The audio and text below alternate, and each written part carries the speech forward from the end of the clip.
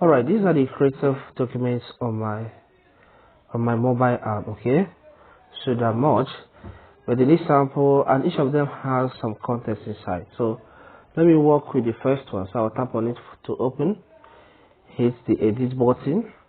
Alright, now for me to use the find button or the find command to get any text in my document, I'll first tap on the ribbon display option, which is the arrow by the bottom right.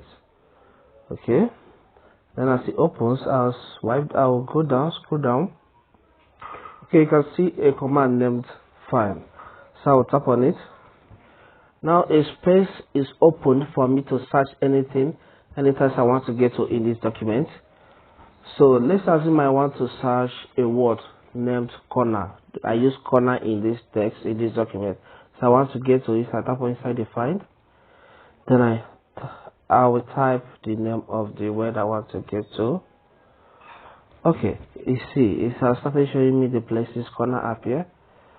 First, it appears 2 times, but in total is 17. That's why you see the 17 there after the red. So if I want to get to the next one, I'll click on the next arrow, keep on clicking like that until I get to places where this word appears in my document. So this is just a few steps you have to take to get to any word or any text you have in your document.